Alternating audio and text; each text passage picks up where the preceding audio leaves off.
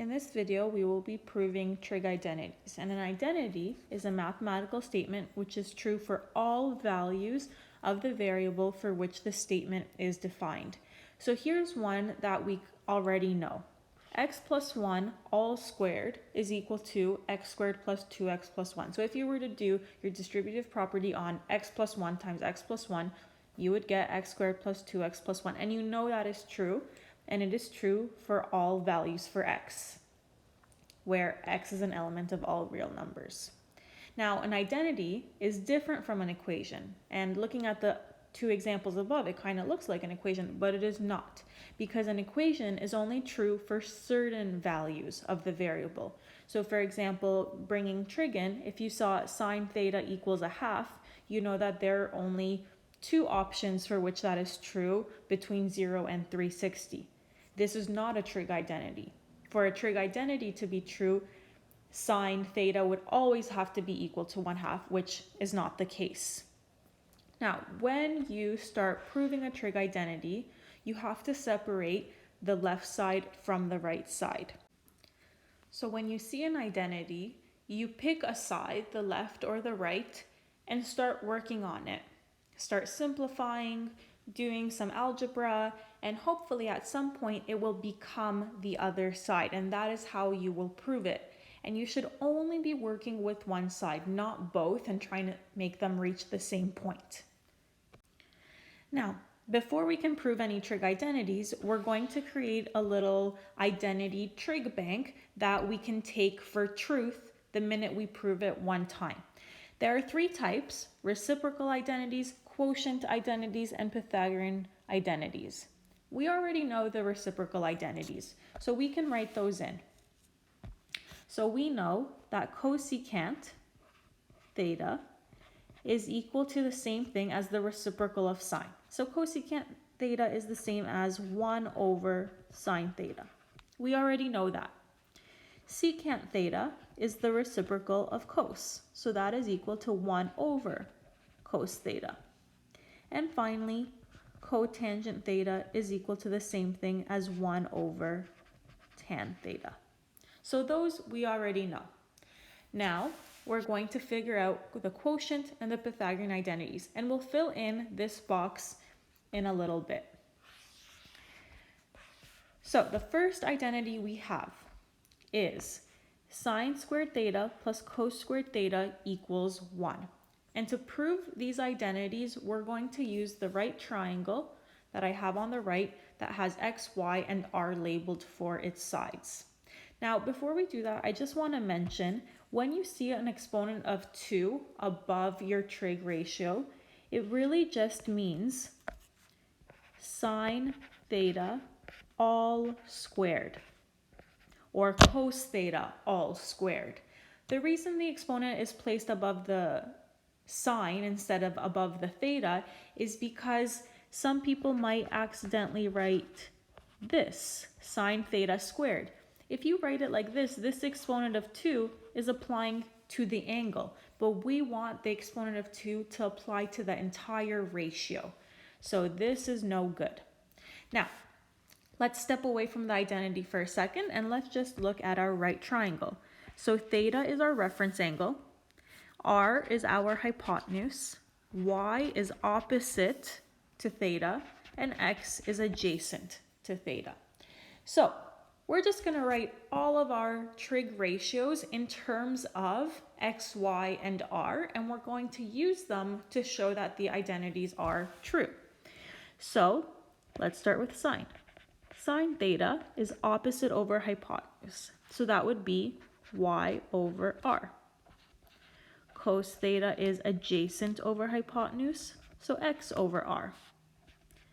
Tan theta is opposite over adjacent, so y over x. And then let's do the reciprocals as well. So cosecant theta is the reciprocal of sine. So instead of y over r, it will be r over y. Secant theta is the reciprocal of cos, so then we have r over x. And cotangent theta is the reciprocal of tan, so x over y. So these are 6 things that we know about this right triangle. But there's something else that we also know about right triangles, and we know that when we have a right triangle, we can apply Pythagorean theorem. So in this case, I'm also just going to state that for this triangle, we know that x squared plus y squared equals r squared, where r squared is the hypotenuse. So let's go ahead and look at this identity. Sine squared theta plus cos squared theta equals 1. You always want to start with the side that is more complicated, and the left side is definitely more complicated. So instead of writing sine theta, I'm going to write y over r. And then it's all to the power of 2. And then instead of cos squared theta, I'm going to write x over r. And then again, all to the power of 2. Now I'm just going to simplify this. So I'm going to bring the exponent in for each fraction. So y squared over r squared plus x squared over r squared. And we know to add fractions, we need a common denominator, which we have. So I'm just going to turn this all into one fraction over r squared, which is just y squared plus x squared. And if you look at the numerator, y squared plus x squared, it's the same thing as x squared plus y squared. And we know what x squared plus y squared is equal to. It's equal to the radius squared from the Pythagorean theorem statement we made before. So instead of y squared plus x squared, I know it's equivalent to r squared, so I'm going to do a little swap. And now anything divided by itself is equal to 1. So r squared divided by r squared is 1. And that is exactly what our right side is. So then we can state, therefore, left side equals right side. And then we write QED. And that's just Latin, which is translated to that which was to be demonstrated. So it pretty much says, I demonstrated what you wanted me to demonstrate. All right, so now that we know this is true because we just proved it, let's go up to our trig box. And that was a Pythagorean identity because it relied on the Pythagorean theorem. So now we know sine squared theta plus cos squared theta is always equal to 1. And now this identity can actually branch off into 2 more, where I isolate for sine squared theta or I isolate for cos squared theta. So a side note of this would be, well, sine squared theta is equal to 1 subtract cos squared theta if I bring that cos squared theta over to the other side. And same thing, I can isolate for cos squared theta and have it equal to 1 minus sine squared theta. So these 2 side equations or identities, you don't need to remember them because as long as you remember sine squared theta plus cos squared theta, you should know the other 2. Just remember that you can rearrange it. Okay, let's go to our next one. And our next identity is that tan theta is equal to sine theta over cos theta. So again, I'm going to use those ratios that I laid out before for my right triangle. And this time, I'm going to start with my right side because that side looks more complicated. So instead of sine theta, I'm going to write what we had, which was y over r. And instead of cos theta, I'm going to write x over r. And now it's just a matter of simplifying this. And I know this big fraction is really just division. So instead of y over r over x over r, I'm just going to write it as division. So divided by x over r. And we know when we're dividing fractions, we have to multiply by the reciprocal of the second fraction.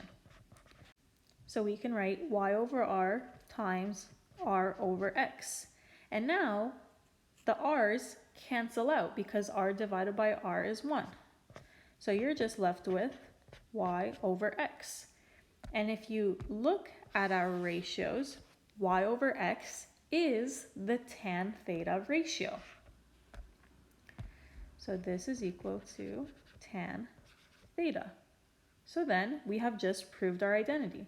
Therefore, left side equals right side, QED. So now let's fill in our box. and that was a quotient identity. So now we always know whenever you see tan theta, you can rewrite it as sine theta over cos theta. And because we know this, we can actually write it in a different way as well. We can write a ratio for cotangent because we know cotangent is the reciprocal of tan. So if tan is sine over cos, then cotangent would be cos theta over sine theta. So again, this second identity is not something that you need to memorize. If you remember the original tan theta equals sine theta over cos theta, then you can get your cotangent right away because you already have that reciprocal knowledge. All right, let's try the next one. And again, this is an identity that we can take for truth the minute we prove it. And for this one, we'll try to use one of those new identities that we've already proved. So 1 plus tan squared theta is equal to secant squared theta. The left side looks more complicated than the right side, so I'm going to start with that. Because there's always more to do when you have a more complicated side. So 1 plus, and now instead of tan squared theta, we just saw that tan theta is equal to sine theta over cos theta. So I'm going to replace tan with sine over cos and raise it all to the power of 2. And now I can simplify that. I'm just going to leave the 1 for a minute and write sine squared theta over cos squared theta. I just brought that exponent in. And it's just better to write the exponent in that proper notation where you put it above the sine and the cos. Now, I don't want to keep the 1 the way it is. I see I have 2 fractions, and whenever you see 2 fractions, you should be thinking of, well, I should probably turn them into 1 fraction, and in order for you to add fractions, you need a common denominator.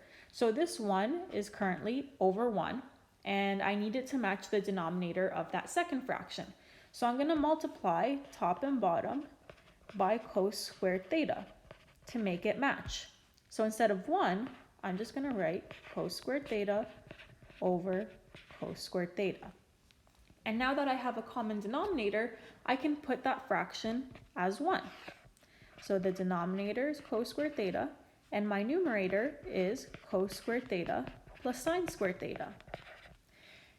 Now hopefully this numerator looks familiar because we have already proven that sine squared theta plus cos squared theta equals 1. That's truth. We know that and we can use that anytime we want. So now I can take this entire numerator and just write it as 1 because we know that that is what it's equivalent to always. So now we have 1 over cos squared theta. And 1 over cos squared theta is secant because we know secant is the reciprocal of cos. So we know secant theta is 1 over cos theta. But we do have 1 over cos squared theta, which means that this is equal to secant squared theta because the exponents have to match. And that is exactly what our right side is equal to. So we did it. Therefore, left side equals right side. And I demonstrated it. And again, let's go to our box and fill in our next identity. And this is also a Pythagorean identity. So 1 plus tan squared theta equals secant squared theta. And this can also be rewritten and rearranged where we just isolate for tan. So tan squared theta is also just equal to secant squared theta minus 1. And now let's prove the last identity, and that will complete our trig identity box. So we have 1 plus cotangent squared theta equals cosecant squared theta. So this looks very similar to the other one. So let's start with the left side because that's more complicated. So I want you to give this a try. You know what cotangent is equal to, and I'm just going to give you a little reminder. We know that tan theta is sine theta over cos theta. That means that cotangent theta should be the reciprocal of that. So I want you to pause the video here. Try to replace cotangent squared theta with that reciprocal.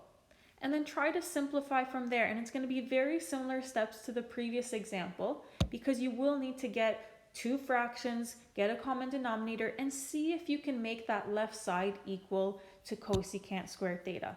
Once you've tried, come back to the video to check your work.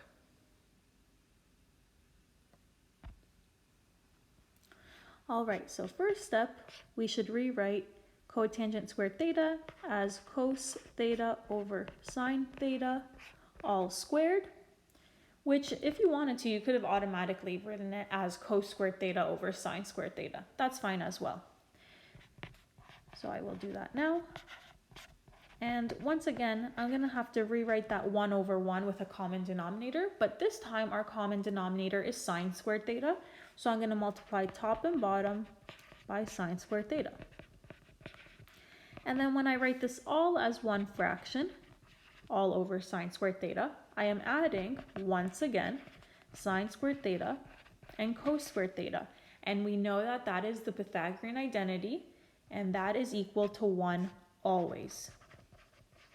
And now, 1 over sine squared theta, that's cosecant squared theta, because we should already know that cosecant theta is equal to 1 over sine theta.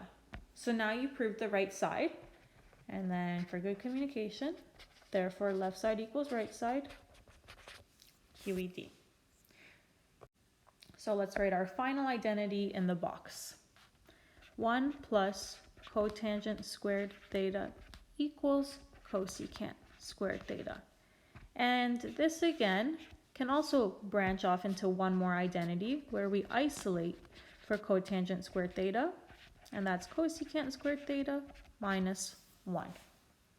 Now, the 4 ones that I have boxed off, those are the new identities that we have, and they can, of course, lead into a few others if you rearrange or think about the reciprocal. Now, these two here, I personally don't memorize them all the time. You can really get away without using them, although sometimes they make your life easier. These two are the key ones that you need to remember. Whenever you see sine squared theta plus cos squared theta, you have to think of 1. Now, a little note, this exponent cannot change. Sine cubed theta plus cos cubed theta is not equal to 1. You cannot assume that. Or sine theta plus cos theta, that is not 1. It has to be with the exponent of 2. That's what makes it the Pythagorean identity. Okay, and then remembering tan theta is equal to sine over cos, very important as well. So now, let's actually prove some identities. So here's our first one. Sine squared x minus cos squared x over sine x plus cos x is equal to sine x minus cos x. So a few things to keep in mind with identities. 1, always start with the more complicated side. 2, try to get everything in terms of sine and cos. So if you see secant, turn it into 1 over cos. If you see cotangent, turn it into cos over sine, that kind of thing. Number 3, if you have fractions, you want to turn them into one fraction and get a common denominator. Sometimes if you see exponents, you might have to think about factoring, which maybe you wouldn't think goes with trig, but sometimes you have to factor trig expressions. So let's get started. So of course, the more complicated side is the left side. So I'm going to start with that.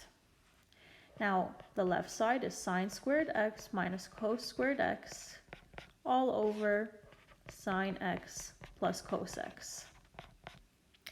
And always look to your goal. My goal is to get sine x minus cos x, which means somehow I need to get rid of the fraction. Now, I do see these exponents. That has to make me think of factoring, because everything's already in terms of sine and cos. And when I see something squared minus something squared, that should make you think of a difference of squares.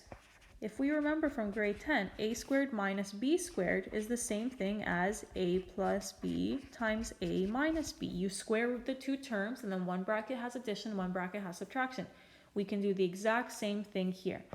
If I square root sine squared x, I get sine x. If I square root cos squared x, I get cos x, which means I can write that numerator as sine x plus cos x times sine x minus cos x. So the brackets are identical, just opposite signs. And then my denominator is sine x plus cos x. Now we should notice that these two brackets match, and I can divide them out because the numerator was factored, so that I am left with sine x minus cos x. Now something to note, you cannot just cancel things out unless it is factored or attached through multiplication. If you look over here at your original left side, you cannot just cancel a sine x or a cos x. This addition subtraction means you cannot cancel anything out. Just like when we were simplifying rational expressions, you had to factor first, same idea here. And now that we have proven this, therefore, left side equals right side. And then we can write our QED. Okay, let's try the next one. Prove 2 sine squared x equals 2 minus 2 cos squared x. Now, typically you would want to start with the more complicated side, so maybe the right side, but for this one you can actually start with either side and it would be perfectly fine. So let's say I choose the right side. My right side is 2 minus 2 cos squared x. Now you might see this and say there's nothing much that you can do. It's not fractions, it's in terms of cos, so there's no problem. But whenever you see an exponent of 2, sometimes maybe you'll think of factoring, sometimes you'll think of just that Pythagorean identity in general. But you know what? I see 2 common in both of those terms, so I'm going to try factoring out a 2 and see what happens. And when I do that, I get 1 minus cos squared x. And 1 minus cos squared x should look familiar, because when we did the Pythagorean identity, sine squared x plus cos squared x equals 1, we knew that we could rearrange it. And if I rearrange it, I know that sine squared x is the same thing as 1 minus cos squared x. And that's exactly what I have. So the minute I have 1 minus cos squared x in that bracket, I can rewrite it just as sine squared x. And that's what my right or my left side is. So therefore, left side equals right side. But we could have also started with the left side.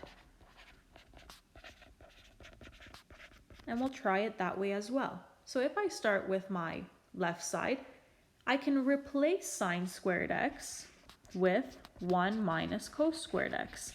So sometimes you might take something that looks simple and make it a little more complicated, and that's okay. In this case, it benefits us because the minute we distribute that 2 in, we get 2 minus 2 cos squared x, which is the right side. So once again, therefore left side equals right side.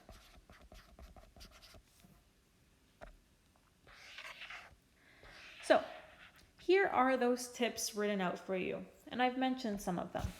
Work with the more complex side first. Try to visualize how you can make one side look like the other. So once you try more of these, you'll get more tips and tricks. So when you see something, maybe you can kind of visualize what you want to do to get there. Always have the end goal in mind. Okay? Express everything in terms of sine and cos as much as possible. If your end goal, though, has tangent or has the reciprocals, maybe you don't want to do that, but it usually helps to get everything in terms of sine and cos because there's so many more identities in terms of them. Change reciprocal identities to primary ones, which goes hand in hand with the previous one. So if you see cosecant theta, turn it into 1 over sine theta. Or if you see secant theta, turn it into 1 over cos theta. Or if you see cotangent theta, I wouldn't even turn it into 1 over tan theta. I would turn it into cos over sine. Okay, if you see sine squared theta or cos squared theta, chances are you'll be using the Pythagorean identity. So when you see that exponent of 2, maybe you're simplifying it all into 1, or maybe you're using that rearranged version. So don't forget about the rearranged version. Factor where appropriate. So that would sometimes happen if you see those higher exponents, or you see a common coefficient like in the previous example. If there are fractions, find a lowest common denominator to try to turn it into one single fraction. And here's something that you don't see very often, but this is a last strategy if you really get stuck, which is use a conjugate. And if you remember from radicals, the conjugate is when you multiply by the opposite sign of a binomial. So if your denominator was 1 minus cos theta, you could try multiplying your numerator and denominator by 1 plus cos theta. So that's very uncommon, but it can be a last resort. Okay, and then just for good communication, make sure you are separating left side and right side. You should not be writing your steps with equals, equals, equals throughout, where you're pretty much stating that left side equals right side right away. Your last step should state, therefore left side equals right side and QED. And make sure you're only working on one side. Okay, so let's try some. So for number 1, we have tan theta times cos theta equals sine theta. The more complicated side is the left side. So I'm going to begin with that. And one of the tips is to get everything in terms of sine and cos. So if I see tan theta, I want to get rid of it. And I know tan theta is equivalent to sine theta over cos theta. That is something you should automatically think of because we already proved that identity. And then I can write cos theta. But when I write cos theta, I'm just going to write it over 1 because tan became a fraction. So I want cos to be a fraction as well. And now when I look at this, I see I have 1 cos theta in the numerator and the other in the denominator. So anything divided by itself is 1. So we can cancel them out and we're just left with sine theta, which is our goal. So therefore, left side equals right side, QED. And this example here is good form. I started with one side and only worked with it. I have equal signs along the way, but I'm never writing equal sine theta, equal sine theta, equal sine theta. And then at the end, I have therefore left side equals right side, QED. So number 2, we have sine theta times secant theta is equal to tan theta. So I want you to pause the video and try this one on your own. And my clue to you is try to start with the more complicated side, meaning the left side, and try to get everything in terms of sine and cos. Once you do that, come back to the video to check your work.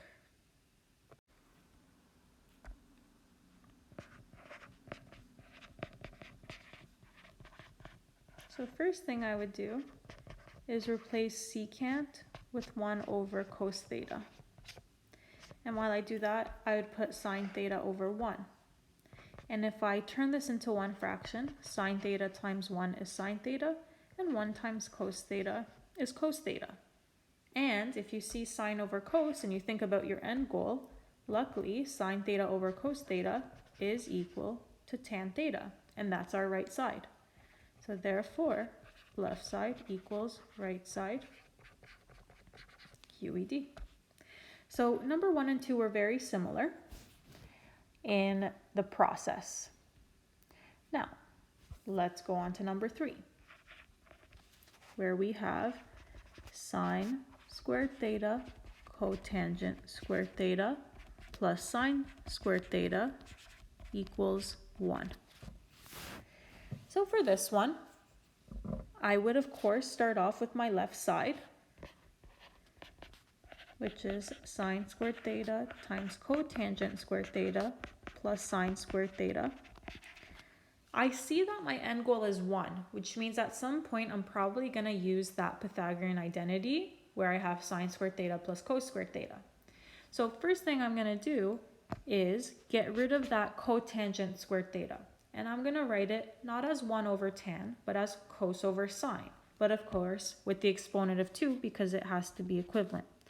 So I have sine squared theta, I'm going to put it over 1, times cos squared theta over sine squared theta, and then plus the sine squared at the end. Now, if we look at the multiplication of those two fractions, I see sine squared theta in the numerator and denominator, which means they cancel out because they're equivalent to 1. So that I'm just left with cos squared theta plus sine squared theta. And there is that Pythagorean identity, which is equal to 1. And that was our right side.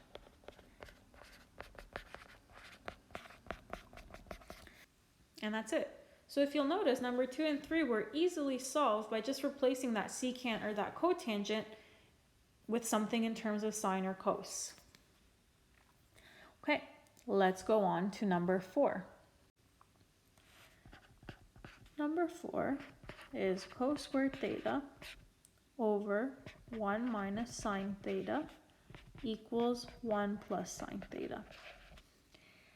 I really have to start with the left side because there's nothing I can do on the right side because I can't turn sine theta into anything. There's no exponents that I really can deal with, so left side would be my best option. And if I think about my end goal, which is just 1 plus sine theta, I know I need to get rid of my fraction. Now there's actually 2 different ways you can do this, and I'll show you both. So I personally would probably see that numerator and use the Pythagorean identity because I know that cos squared theta is the same as 1 minus sine squared theta when you take that Pythagorean identity and isolate for cos squared. And now 1 minus sine squared theta, it looks like a difference of squares again because I can square root the 1 to get 1, square root sine squared theta to get sine theta, so that I have 1 plus sine theta and 1 minus sine theta. And now the 1 minus sine thetas cancel out and I'm left with 1 plus sine theta, which was my goal. But we can also solve this or prove this using the conjugate. And I want to show you that way as well, just so that you see it. So our left side is cos squared theta over 1 minus sine theta. So if you get stuck here and you're not sure what to do, you can multiply that denominator by the conjugate. And of course, whatever you do to one, you have to do to the other. So the conjugate of 1 minus sine theta is 1 plus sine theta. So then, if we do that, on top, we're just left with cos squared theta times 1 plus sine theta. And I'm not going to do much to that, just in case things will cancel out in a little bit. And in my denominator, I multiplied by the conjugate, which means I automatically have a difference of squares here. So I can just multiply the first terms by themselves and then the second terms by themselves to get this. Because I know if I use the full distributive property, those middle 2 terms would cancel out. And now I see I have 1 minus sine squared theta in my denominator. And I know what 1 minus sine squared theta is equal to. It's equal to cos squared theta. And I have cos squared theta in my numerator. So that's perfect. These can cancel out. And when they cancel out, we're left with 1 plus sine theta. So both methods are perfectly fine. The one on the right with the conjugate involves more of your multiplication and remembering the conjugate, whereas the one on the left, you have to remember that factoring idea. But both require your knowledge of the Pythagorean identity, especially the rearranged version. All right, let's go to number 5. Number 5 says cos theta plus sine theta all squared plus cos theta minus sine theta all squared is equal to 2. So of course, we are going to start with the left side. And I notice those brackets are to the power of 2, so I'm probably going to have to simplify them using the distributive property. So the first thing we should do is write that bracket out twice.